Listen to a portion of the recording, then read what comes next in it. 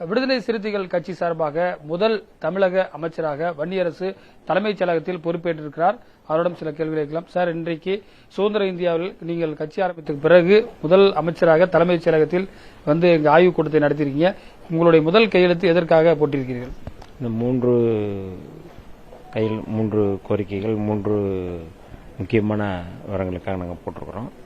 அதாவது வந்து முதலமைச்சருடைய இந்த சிஎம் ஃபண்டுங்கிறதுல வந்து சிஎம் அரைஸ் அப்படிங்கிற சொல்கிறாங்க. அதில் 75 கோடி ரூபா வந்து இதுக்கு வந்து நாங்கள் வந்து ஒதுக்கியிருக்கிறோம். அதாவது ஆதி திராவிடர் மற்றும் பழங்குடியினர் சமூக பொருளாதார மேம்பாட்டிற்கான தொழில் முனைவு திட்டம், அதற்கு வந்து 75 கோடி ரூபா ஒதுக்கியிருக்கிறோம். ஆதி திராவிடர் மற்றும் பழங்குடியினர் மக்கள் பயன்பெறும் வகையில் வந்து 120 கிராம அறிவுசார மையங்கள் அமைத்திட்ட 61.56 கோடி ரூபா நாங்கள் நிதி ஒதுக்கியிருக்கிறோம். அதே போல் வந்து 12 மாணவியர் விடுதிகள் கட்டுவதற்கு 7.99 கோடி வந்து நிதியை வந்து நாங்கள் வந்து அளிச்சிருக்கிறோம். இதுக்கு வந்து முதல் கையெழுத்தா நாங்கள் வந்து இதில் போட்டிருக்கிறோம். ஆய்வுக் கூட்டமும் நடத்திருக்கீங்க. வரக்கூடிய மாதங்களில் மானிய கோரிக்கை உங்கள் சமூக நீதி நலத்துறையுடைய புதிதாக துறை பெயர் வந்திருக்கிறது. என்ன மாதிரியாக செயல்படுத்த நீங்கள் என்ன திட்டம் வச்சிருக்கீங்க? அதான் வந்து செக்ரட்டரியோட நாங்கள் கலந்து பேசிகிட்டு இருக்கோம். இது பெஸ்ட்டாக என்ன பண்ண முடியும் இதில் வந்து அப்படிங்கிறத வந்து உள்கட்டமைப்பு, மாணவர்கள் மாணவிகளுக்கான நலத்திட்டங்கள் எல்லாமே நாங்கள் வந்து அதை பேசிகிட்டு இருக்கோம். விரைவில் வந்து செயலாளரோட பேசி அது குறித்து வந்து விரைவில் வந்து ஒரு அறிக்கை நாங்கள் வந்து வெளியிடுவோம். நீங்கள் வெற்றி பெற்ற விழுப்புரம் எம்பி இங்கே வந்திருக்காங்க. நீங்கள் அதே மாவட்டத்தில் எம்எல்ஏ இருக்கீங்க. அந்த மாவட்ட மக்களுக்கு நீங்கள் சொல்ல விரும்புகிற செய்தி என்ன?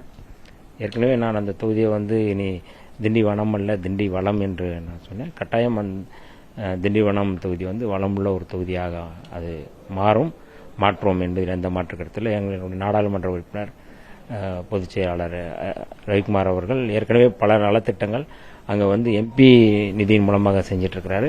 இப்போ மாநிலத்தில் வந்து ஒரு சட்டமன்ற உறுப்பினர் என்கின்ற அடிப்படையிலும் அமைச்சர் என்கின்ற அடிப்படையிலும் இன்னும் கூடுதலாக அந்த தொகுதிக்கு வந்து நாங்கள் செய்ய வேண்டும் என்று முதலமைச்சரோட நாங்கள் வந்து அது குறித்து வலியுறுத்துவோம்.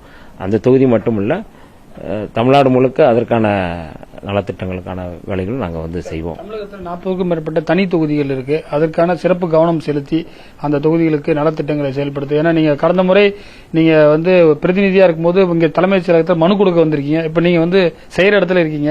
என்ன முடிவு எடுக்க போறீங்க? அதுதான் ஏற்கனவே எங்களுக்கு என்னென்ன தேவை அப்படிங்கிறது எங்களுக்கு முன்னுமே தெரியுது. இப்போ எங்கள் கையில் இருக்கிறதுனால நாங்கள் அதை வந்து கூடுதலாக நாங்கள் வந்து செய்கிறதுக்கான வாய்ப்பு இருக்குது. எங்களுடைய தலைவர்களுடன் கலந்து பேசி, இங்கே இருக்கிற செக்ரட்டரிஸ் உங்களுடையும் கலந்து பேசி ஒரு சிறப்பாக என்ன பண்ண முடியும் அப்படிங்கிறத, அதாவது எந்த குறையும் இல்லாமல் இன்னும் கூடுதலாக என்ன செய்ய முடியும் அப்படிங்கிறதுல தான் நாங்கள் கவனம் செலுத்துவோம்.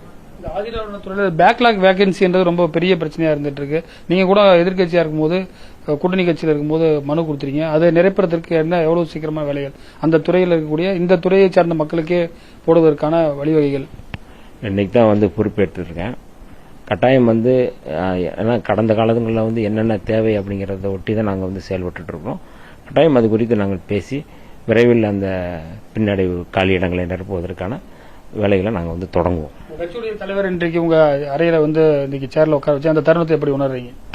ஒரு மகிழ்ச்சியான தருணம் தான். ஏன்னா எங்களுடைய தலைவர் எழுச்சி தமிழர் தொல்காப்பியன் திருமாவளவன் அவர்கள் எப்பொழுதும் வந்து நாங்கள் உங்களோட தொண்டர்களாக நான் பார்ப்பதில்லை, தலைவர்களாக தான் பார்க்கிறேன்னு சொல்லி அப்படிதான் வந்து பார்த்துருக்கிறார். இன்னைக்கு ஒரு மந்திரியாக பார்த்து அமர வச்சிருக்கிறாரு. அவருக்கு இந்த இடத்துல வந்து என்னுடைய நன்றியை நான் தெரிவித்துக் கொள்கின்றேன். அமைச்சராக பொறுப்பேற்று இன்றைக்கு ஒரு முக்கியமான கோப்புகள் எல்லாம் கையெழுத்து விட்டு முதல் முறையாக நமக்கு பல்வேறு தகவல்களை தெரிவித்திருக்கிறார். புதிய தலைமுறைக்காக ஒளிப்பதிவாளர் ஜோசோவுடன் ரமேஷ்.